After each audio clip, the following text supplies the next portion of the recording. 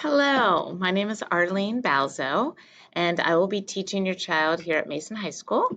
I have 5 sections of freshman English this year, and I have 1 section of professional communications and digital literacy that I team teach with Mr. Getz across the hall. A little bit about me. This is my 30th year teaching here at Mason High School specifically. I've taught all kinds of classes from English 1, English 2, English 4, to journalism, drama, speech, communications, bestsellers, journalism, creative writing, so a lot of different language arts classes. But this year it's mostly freshman English and then the 1 class of professional communications.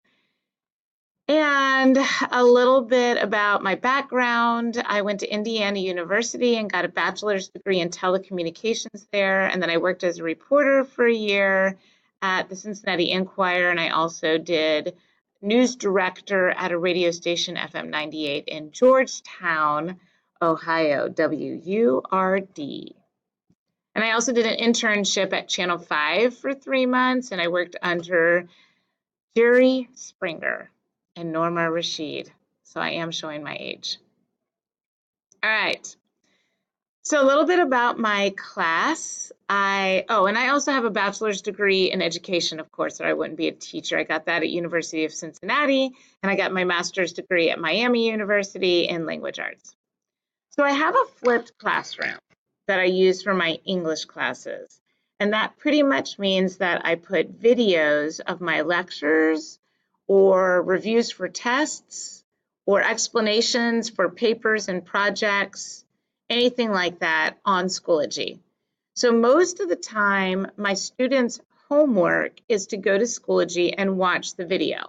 They may need to take notes on the video. They may just stop sometimes and rewind and re-listen to parts of my video.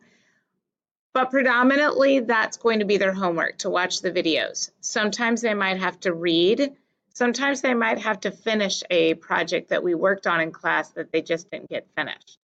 But we will start all projects, all papers in class. So it's kind of flipped, it's reversed as to the way things are done traditionally in a classroom. They kind of do the homework in class and they watch the lecture at home. But this way, parents and guardians can also watch my videos. They can also hear what I'm telling the students. And they know when the deadlines are for things, and they know what my expectations are, because it's all stated in the videos. So that's one of the reasons why I do it. It also helps my English learners who are still struggling with the language. And they can hit pause, they can look up words, and they can listen to what I had to say more than once, which they can't do in a classroom setting. So that's one of the other reasons why I use a flipped classroom. And then lastly, I use a flipped classroom because when they're in my room, they can ask me questions and I can help them and I can give them answers and I can make sure their papers are started correctly and they're doing their projects correctly. And if they're having trouble problem solving, I can help them problem solve. I can guide them a little bit so that if they don't finish their papers or projects that they're working on in my class, although some students or most students will, but if they don't finish, then they're at least knowing what they're doing when they go home to finish. So that's a little bit about my class as far as how my setup goes. Things that we'll be doing in class this year will consist of a narrative unit where they'll read short stories, some poetry, and they'll write their own narrative. We'll be doing a memoir/diversity unit, which I love. It's probably my favorite unit of the year. And they get a choice as to what memoir they would like to read. And they all have to do with diverse people, races, religions, areas of the world, things like that. We will do Romeo and Juliet to finish off the semester. And they will be writing an argument paper to go with that. In the winter/spring, second semester, we'll be doing speeches, column unit, an editorial unit, media unit, so things like that. The two books they have to read, they don't get any choice on, is Romeo and Juliet, and I have a class set of that, and we'll do all that reading in class. And then they have to read the book Fahrenheit 451 by Ray Bradbury. And that will be second semester, so I'm giving you lots of notice on purchasing that book.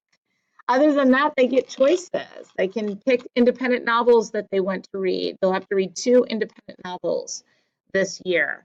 And they'll be able to pick their memoir book, and they can choose what type of column they want to write or what type of narrative they want to write.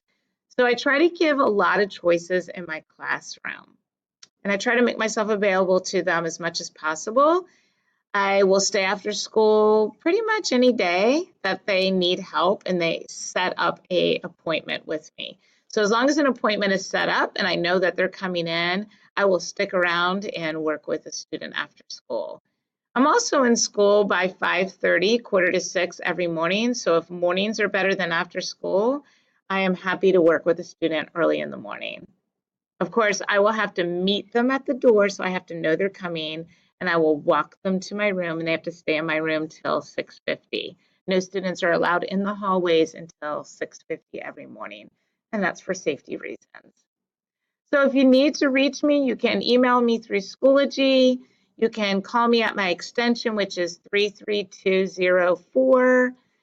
I can set up appointments with you. I can chat with you on the phone, or we can email back and forth. But I do look forward to this year. I look forward to getting to know your children, and go Comets.